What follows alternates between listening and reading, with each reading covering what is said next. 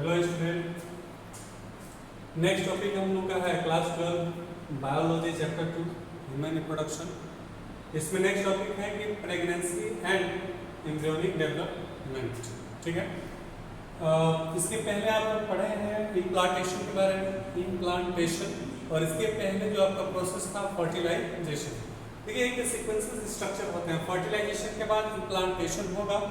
Uterus में जब zygote का इम्प्लांटेशन हो जाता है, इम्प्लांटेशन होने के बाद यूट्रस के अंदर कुछ चेंजिंग आती है। ठीक है ना, वो चेंजिंग क्या होती है? इम्प्लांटेशन के बाद यूट्रस के इनसाइड एक फिंगर लाइक प्रोजेक्शन होता है जो एंडोमेट्रियम वॉल से क्रिएट होते हैं, और उसके अंदर जो मास सेल थे इनर मास से, वो उसके सेल फर्दर डिवाइड करके जो क्या करते हैं, एम्ब्रियो का फॉर्मेशन करता है।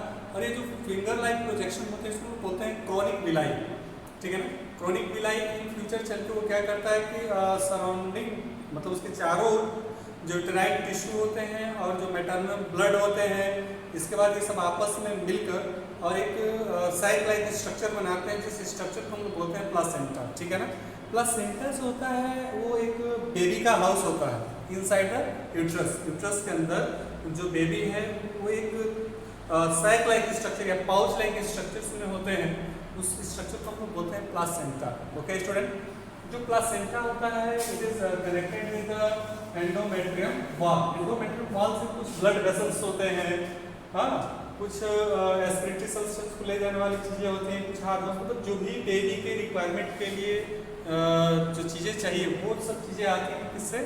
अम्बिकल कार्ड भी इसको हम लोग बोलते हैं। ठीक है, अम्बिकल कार्ड इसको हम लोग बोलते हैं, या इसके अंदर ब्लड वेसल्स वगैरह प्रेजेंट होते हैं जो बेबी के डेवलपमेंट के लिए ऑक्सीजन प्रोवाइड करते हैं। देखिए प्लासेंटा का बहुत इंपॉर्टेंट रोल्स होता है। ठीक है ना, placenta is the sac like structure and interconnection between mother and baby। Mother और बेबी के बीच का एक इंटरलिंक्ड होता है जो बेबी के डेवलपमेंट के लिए रिक्वायरमेंट की चीज़ें मदर से प्रोवाइड करता है।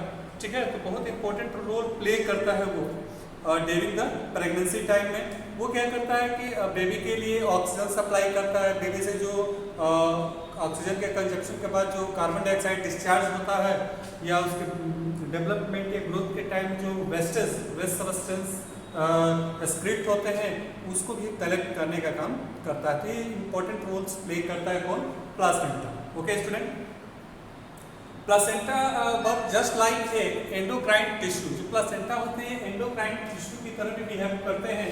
और आप लोग पढ़े होंगे कि एंडोक्राइन डायट क्या होता है, एक ग्लैंड होती है, इट सीक्रेट्स द हार्मोन्स, और hormones diet means chemical messenger जो हमारे बॉडी के इंटरनल प्रोसेस को कोऑर्डिनेट, कंट्रोल एंड कोऑर्डिनेट करते हैं। और ये थोड़ा सा स्लो मोशन है, इसलिए एक बेबी के फॉर्म होने में अप्रॉक्सीमेटली ह्यूमन बॉडी के केस में 9 month something days time waste होते हैं। ठीक है, अब आइए जब लेडी प्रेग्नेंट होती है तो उस टाइम में जो प्लासेंटा होता है ये एक्ट करता है किसे? एंडोक्राइन टिश्यू की तरह। ये कुछ हार्मोन्स रिलीज करता है। ठीक है, कौन सा हार्मोन्स? तो फर्स्ट है ह्यूमन क्रोनिक गोनेडोट्रोपिक हार्मोन्स, जिसको शॉर्ट कट में हम लोग बोलते हैं एचसीजी। ठीक है, सिंपल फॉर्म है इसका। दूसरा होता है ह्यूमन लैक्टोजेन, इसको हम शॉर्ट कट में बोलते हैं HPL। देखिए, और उसके बाद से एस्ट्रोजन और प्रोजेस्टेरोन का जो लेवल होता है during the time of pregnancy will be increases. आप लोग देखे होंगे एक किट आता है प्रेगनेंसी किट। ठीक है ना, प्रेगनेंसी किट के जरिए लेडीज होती हैं अपना चेकअप करती हैं कि वो प्रेग्नेंट हैं कि नहीं है। तो उस किट की फैसिलिटीज ये होती है कि अर्ली मॉर्निंग जो है लेडी अपनी यूरिन लेकर लेने के बाद ड्रॉपर के थ्रू, ठीक है ना, वो उस किट के ऊपर जब डालते हैं तो उसमें 2 स्ट्रिप बन जाते हैं रेड कलर का। तो अगर एक स्ट्रिप बनेगा तो लेडी प्रेग्नेंट नहीं है, अगर 2 स्ट्रिप का फॉर्मेशन होता है दैट मींस वो शो करता है कि this lady will be pregnant. ठीक है, यहाँ पे क्या होगा कि ये कैसे आइडेंटिफाई हो रहा है? तो प्रेगनेंसी के टाइम में लेडी के यूरिन में, ठीक है ना, हार्मोन्स यानी ह्यूमन क्रोनिक गोनेडोट्रोपिन हार्मोन्स की लेवल सीक्रेट होती है। उस हार्मोन्स के इन्फ्लुएंस के कारण जो स्ट्रिप होता है वो बताता है कि लेडी प्रेग्नेंट है कि नहीं। ओके स्टूडेंट, उसके बाद ड्यूरिंग प्रेगनेंसी टाइम में जो oestrogens, progesterone, cortisol, prolactin, thyroxine इसमें इन्वॉल्व है, रिलैक्सिन, इस सब हार्मोन्स का लेवल बढ़ जाता है। ओवर स्ट्रिक्ट होते हैं ताकि बेबी के डेवलपमेंट के लिए, ठीक है, जो फिटल है उसके सपोर्टिंग के लिए, फिटल ग्रोथ के लिए, मेटाबॉलिक चेंजिंग के लिए, प्लस मदर के अंदर जो चेंजिंग हो रही है प्रेगनेंसी के टाइम में, जो मदर के बॉडी में चेंजिंग हो रही है उसको मेंटेन करने के लिए ये सब हार्मोन्स क्या होते हैं स्टूडेंट, रिस्पॉन्सिबल होते हैं। ओके, आपको एक चीज और बता दें जो बहुत इंपॉर्टेंट टर्म्स है, प्रेगनेंसी के टाइम जो लेडी होती हैं उनके अंदर वुंड हीलिंग कैपेसिटी एक नॉर्मल लेडी की अपेक्षा बहुत ज़्यादा होती है। मतलब अगर प्रेग्नेंट लेडी को चोट लग जाए या एक्सीडेंट हो जाए तो उसके जो घाव वगैरह होते हैं वो एक नॉर्मल लेडी की कंपेरिजन में ज़्यादा मात्रा में तेज़ी से ग्रो करते हैं। मतलब उसके अंदर जो मेंटेनेंस कैपेबिलिटी होती है वो नॉर्मल लेडी से ज़्यादा होती है। इसका रीज़न ये है क्योंकि प्रेगनेंसी के टाइम कुछ जो प्लासेंटा होता है कुछ हार्मोन्स की लेवल को इंक्रीज कर देता है, ठीक है, और वो हार्मोन्स जो होते हैं वो मदर बॉडी के मेंटेनेंस के रिस्पॉन्सिबल होते हैं। ओके स्टूडेंट, तो ये था आप लोगों का प्रोसेस प्रेगनेंसी का। अब तो रहा है कि एम्ब्रियोनिक डेवलपमेंट। देखिए जब वो बेबी अंदर जब एम्ब्रियो का फॉर्मेशन होता है तो फॉर्म होने के बाद सबसे पहले उस एम्ब्रियो से फॉर्म होता है 3 जर्म लेयर। ओके स्टूडेंट, क्या फॉर्म होता है 3 जर्म लेयर। कौन कौन? पहला होता है आपका एक्टोडर्म, दूसरा होता है स्टूडेंट मेसोडर्म, तीसरा होता है स्टूडेंट आपका एंडोडर्म।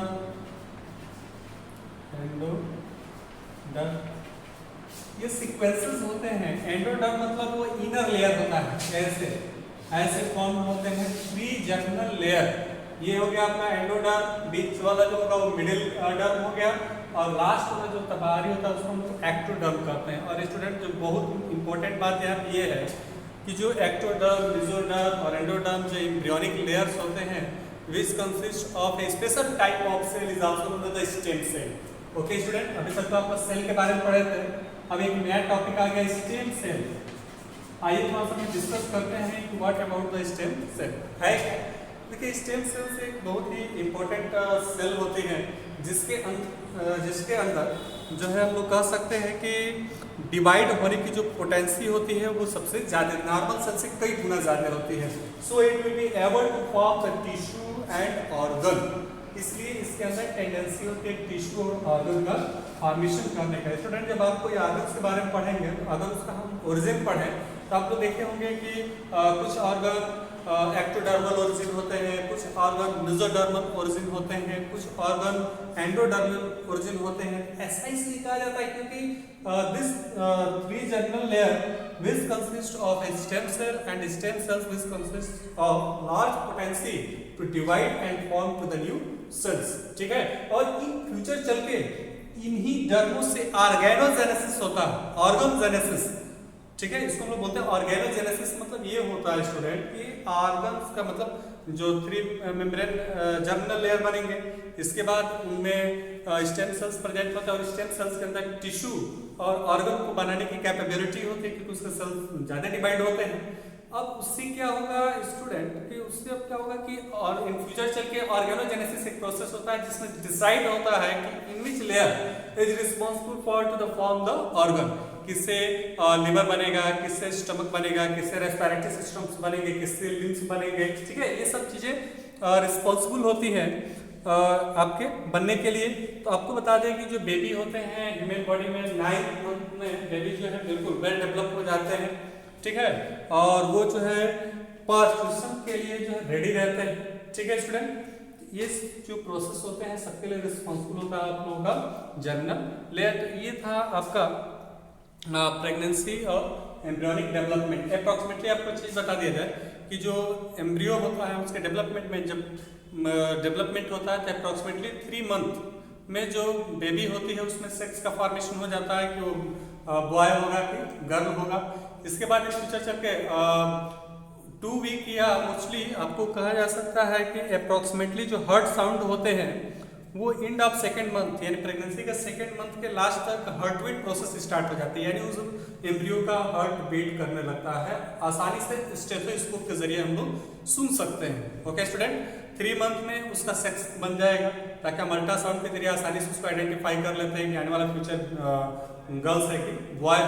उसके बाद आगे हम लोग बात करें तो जैसे जैसे टाइमिंग वेस्ट होते हैं, अप्रोक्सीमेटली 12 वीक में हम लोग उसके मेजर ऑर्गन्स यानी जो उसके लिम्स हैं, आर्म्स हैं, ये सब चीज़ें जो है फॉर्म हो जाती हैं और लास्ट में चल के उसके आई लीड वगैरह, आई वगैरह का अच्छे से मैचुरेशन होता है एंड बेबी 9th मंथ में कंप्लीट मैच्योर हो जाता है। ओके स्टूडेंट, लास्ट टॉपिक आपका रिमेंस है, वो हम लोग पढ़ेंगे नेक्स्ट वीडियो में। थैंक्स।